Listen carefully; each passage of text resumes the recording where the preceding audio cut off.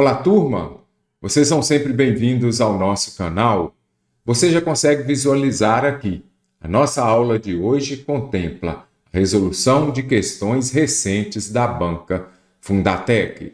Também vou fazer a explicação dos assuntos mais recorrentes nas provas aplicadas por essa banca. Inscreva-se neste canal. Aqui na descrição do vídeo você encontra o PDF com as questões da aula de hoje e também o link do nosso site, onde você encontra os nossos preparatórios de português. Sinal alternativo em que todas as palavras estão corretamente grafadas de acordo com a ortografia da língua portuguesa. Ortografia, Fundatec gosta muito de cobrar esse assunto. Portanto, você compreender aqui a regra do emprego do hífen e também a regra da acentuação dentro de ortografia. Esses dois assuntos são muito recorrentes.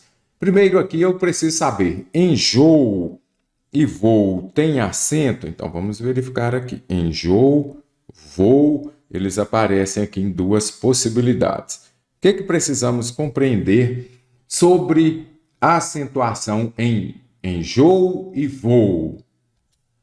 Caro concursando, assunto bastante cobrado pelas bancas. Será que voo deve ter acento, bem como enjoo? E os verbos creem, deem, leem e veem possuem acento? Então, após o acordo ortográfico, essas duas vogais O e também aqui dos verbos em, elas não mais são acentuadas. Eu não acentuo as paroxítonas que possuem um hiato formado por duas vogais O. O que é o hiato? Quando você separa em sílabas, as duas vogais ficam em sílabas diferentes. Isso é hiato. Então, voo tem hiato? Tem. Olha aqui, perdoo. Também tem hiato? Sim. Você observa que as duas vogais ficam em sílabas diferentes. Então, após o acordo ortográfico, elas não mais são acentuadas. Da mesma forma, os verbos com as vogais iguais e. Então, quando aparecem lá os verbos, você já ouviu falar credelever? Então, quando aparecerem lá para você os verbos leem, creem, veem, deem, todos sem acento. Da mesma forma, enjoo, vou e perdoo. Lembrem-se disso aqui. Então, os verbos credelever, terceira pessoa do plural, creem, deem, leem, veem, não mais possuem acento. Voltando à questão, eu já observo, então, enjoo está errado, enjoo, vou também está errado, correto?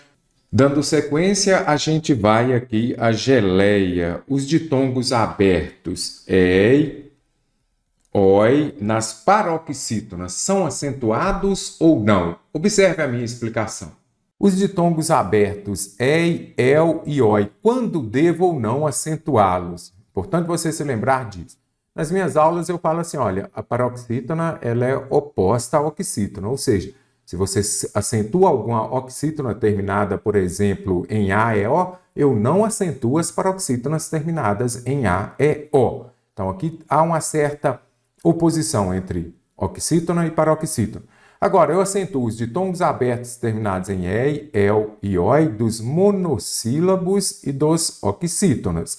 Então, aparece que MES, olha o ditongo aberto EI, de uma sílaba só, monossílabo é acentuado. Das oxítonas, a sílaba tônica é a última, coronéis, céu, chapéu. Então, acentuo os ditongos abertos EI, EL e OI das oxítonas e dos monossílabos tônicos. Já das paroxítonas, os ditongos abertos não são acentuados. Boia, estreia, heróico, ideia, jiboia, paranoia, plateia. Se acentuo das oxítonas e dos monossílabos, eu não acentuo das paroxítonas. Agora que você já compreendeu, então, geleia não mais possui acento. Vamos lá, geleia, o ditongo aberto é e das paroxítonas, ele não mais é acentuado. Então, restaram aqui duas palavras. Aqui dentro do hífen eu criei duas regras. Os opostos se atraem e os iguais se distanciam. O que quer dizer os iguais se distanciam? Se distanciam é porque eu tenho um hífen, você colocou alguma coisa no meio das pessoas, por exemplo. Então eu tenho aqui, ó, micro-ondas. O que você observa? Os iguais se distanciam. Se o prefixo termina com vogal, a palavra da frente começou com a mesma vogal, eu uso hífen. Então micro-ondas é com hífen, não pode ser sem. Então letra C de coração gabaritou a questão. E agora? Antirrugas, vamos ver aqui, ó.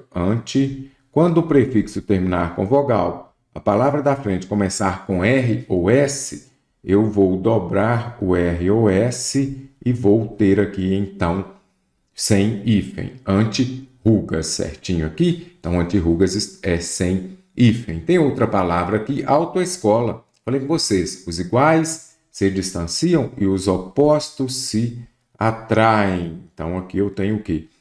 Autoescola, caro concursante. O prefixo termina com uma vogal, palavra da frente começou com vogal diferente, tudo junto. Os iguais se distanciam e os opostos, os diferentes, se juntam. Então, autoescola sem hífen. Questão bastante interessante, aprendemos aqui acentuação, aprendemos também emprego do hífen. Analise o seguinte trecho de Machado de Assis. Em relação à regência verbal e nominal e a necessidade do uso de crase, vamos marcar a alternativa correta. Primeiramente, crase é a junção da preposição a exigida pelo termo anterior, por isso que fala de regência, mais o artigo definido feminino que vem acompanhando o substantivo no feminino. Então, quando eu falo eu fui à escola, caro concursante, tem crase por quê? Porque eu tenho a junção da preposição exigida pelo verbo ir, mais o artigo definido feminino a, que vem acompanhando escola. Aqui não, este a aqui ele vai vir em virtude do verbo fui. Então, para que se tenha crase, eu preciso ter esses dois as, certinho? Então, beleza. Sentei-me à janela. Sentei na mesa ou à mesa? Então, sentei na janela ou à janela? Quem se senta, senta em algum lugar, não é isso? Olha aqui. Sentei-me à mesa. A não ser que você veio aqui e sentou em cima desta mesa. Aí sentei na mesa. Mas sentei à mesa, à janela. Então, essas locuções de base feminina, elas precisam ter crase. Não tem, está errado. E pus-me a olhar antes de verbo. No infinitivo, eu não vou usar crase. Então, aqui permaneceu, permaneceu também. Ao cabo de alguns minutos, ergui-me e fui à sala. Olha o que eu falei, quem vai a algum lugar, mas o a que vem acompanhando sala. E fui à sala. Então, posso descartar aqui também. Letra E está correta. E o último. Onde encontrei, eu encontrei quem? Com verbo transitivo direto, eu não uso crase. Anote aí. Depois de verbo transitivo direto, não uso crase. Eu encontrei a minha mãe. Por que eu não uso crase depois de verbo transitivo direto? Porque o verbo transitivo direto, ele pede um complemento sem a preposição a. E para eu usar a crase, eu tenho de ter a preposição a. Sobre os vocábulos privá-lo, vamos marcando, privá-lo e mantê-lo. Retirados do texto, vamos analisar e marcar a correta ou as corretas. Então, vamos ver lá. Privá-lo, primeiro ponto. Por que privá-lo tem acento? Ela é uma palavra oxítona ou paroxítona? Privá-lo. O que você vai observar aqui? Eu vou até colocar esse lo aqui embaixo. Este lo é um pronome oblíquo átono.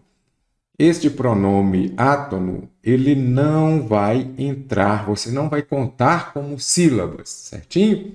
Então, aqui, privá-lo é uma oxítona. E por que tem acento? Porque eu acentuo as oxítonas terminadas em A, E, O. Isso daqui conta muito, então fique atento. Tanto privá-lo como mantê-lo são oxítonas, porque a última sílaba é a tônica.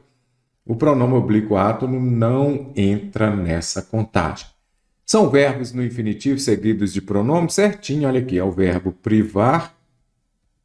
Aí eu retiro o R, não é isso? Eu vou retirar o R e vou colocar o pronome privá-lo, certinho? Recebem acento gráfico por serem paroxítonos? Não. Falei com você, são oxítonos esses vocábulos.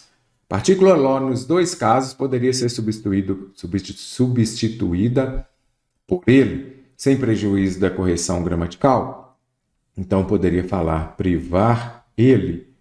Não poderia, não é isso? Porque os pronomes pessoais do caso reto, eles só podem ser usados como sujeito. Como complemento, eu não uso os pronomes pessoais retos. Eu não falo amo ela, vou fazer ele, vou comprar ele, não posso. Então, aqui também está errado. Somente a assertiva 1 está correta. Caro concursando, agora nós temos uma questão contemplando concordância verbal. Quando eu falei com vocês, os assuntos mais cobrados, concordância verbal estará lá, indubitavelmente. Primeiro ponto que aparece aqui, eu preciso da alternativa errada. Tem concordância verbal? Primeira coisa que você vai fazer é identificar o verbo ou a locução verbal, não é isso? A fiscalização é suficiente. Os especialistas alertam, a maioria apostam, permitiu. Então, você identificou o verbo, outra coisa que você vai fazer agora é identificar o sujeito. Faça a pergunta com o verbo e identifique o sujeito. Quem tem enfrentado problemas emocionais? Os jogadores. Então, os jogadores aqui, sujeito. O que é suficiente para conter todas as plataformas ilegais? A fiscalização.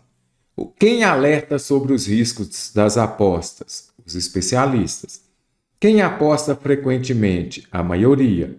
O que permitiu a regulamentação das apostas de cota fixa? A sanção da lei. Então, aqui eu vou ter o sujeito, não fluiu, né? Escrever com a canetinha aqui não deu certo. Então, nós vamos voltar aqui mesmo deste jeito aqui. Vamos lá. Então, o que nós vamos compreender aqui? Ó? O que está de verde é o sujeito.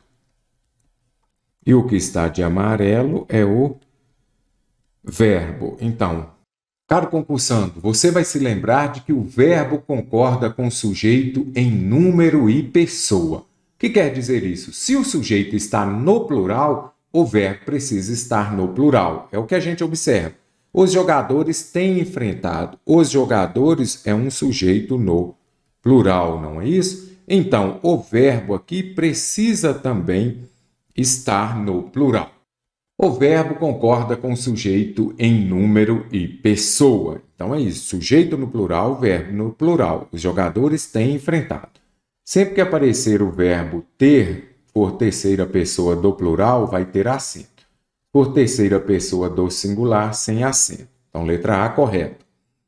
A fiscalização é suficiente. O que é suficiente? A fiscalização. Sujeito no singular, verbo no singular. Os especialistas alertam. Quem alerta? Os especialistas. Sujeito no plural, verbo também no plural. A sanção da lei permitiu. O que permitiu a sanção da lei? Sujeito no singular, verbo também no singular. Então é errado aqui a letra D. O examinador foi capcioso. Por quê? Porque neste caso aqui, ele trouxe a maioria. A regra fala assim, com as expressões partitivas. A maioria de, grande parte de, seguidas de determinante no plural, o verbo pode ficar no singular ou no plural. Por exemplo, se eu trouxer a maioria dos estudantes passou ou passaram. A maioria dos estudantes passou. Por quê? Neste caso, o verbo passou está concordando com a expressão partitiva, a maioria. Agora, se eu disser a maioria dos estudantes passaram, os estudantes passaram. O verbo passaram está concordando com o determinante estudantes. Agora, por que a letra D não pode ter este verbo no plural? Porque apareceu só a expressão partitiva, a maioria. Então, a maioria aqui é um sujeito no singular. Sujeito no singular, caro concursando, o verbo precisa ficar no singular. Então, o correto aqui seria a maioria aposta. Certinho? Assinale a alternativa incorreta a respeito do emprego da vírgula. Então, vamos ver. Um deles sempre dizia quando se tratava de distância. Então, quando aqui eu tenho oração subordinada adverbial. A oração subordinada adverbial, quando deslocada para o início ou intercalada no meio da frase, ela virá separada por vírgula. Então, o emprego da vírgula, correto. A dupla vírgula pode ser substituída por travessão? Pode. Poderia usar parênteses ou travessão. Então, no lugar da vírgula, poderia usar os dois? Qualquer um deles poderia. Tanto travessão quanto parênteses. Então, a A está correta. Barbosa Lessa, que fez da tradição gaúcha sua matéria de escrita, lembrava desses modelos. Emprego da vírgula, ok. Então, aqui eu tenho oração subordinada adjetiva, porque ela é iniciada por um pronome relativo, explicativa. A explicativa vem entre vírgulas. Pode-se suprimir as vírgulas por serem facultativas e explicativas? Não, o emprego da vírgula aqui é obrigatório, porque se é explicativa é com vírgula, caro concursante. Então, tem oração subordinada adjetiva explicativa, que é com vírgula. Percorri cidades que, para mim, guardam uma distância incalculável. As vírgulas podem ser suprimidas certinho. Poderia usar ou não. Não tem problema, porque quando aparecer adjunto adverbial de curta extensão, o uso da vírgula é facultativo. Quando o longe é logo ali, não é o espaço que importa. Então, aqui eu tenho o quê? Oração subordinada adverbial, temporal. Oração subordinada adverbial. Quando ela vem no início da frase, antes da oração principal, o uso da vírgula é obrigatório, correto? O uso da vírgula se justifica pela ocorrência de uma oração subordinada deslocada certinho. Agora, se ela vier depois da principal, se a frase fosse assim: não é o espaço para mim que importa, quando o longe é logo ali. Então, eu já vi o quê? Que neste caso o uso da vírgula seria facultativo. Mas se ela for deslocada, preciso utilizar. Baguri é ali adiante. O uso das vírgulas se justifica pela ocorrência de um vocativo certinho. Vocativo é quando você fala diretamente com a pessoa. Então, você chama, você fala direto com ela, é vocativo. Já aposto é quando você, o explicativo, que é o mais cobrado, quando você vai explicar alguma coisa. O guri, vírgula, meu primo, vírgula. Aí eu sei que o meu primo está explicando quem é o guri. Então, é vocativo? Sim.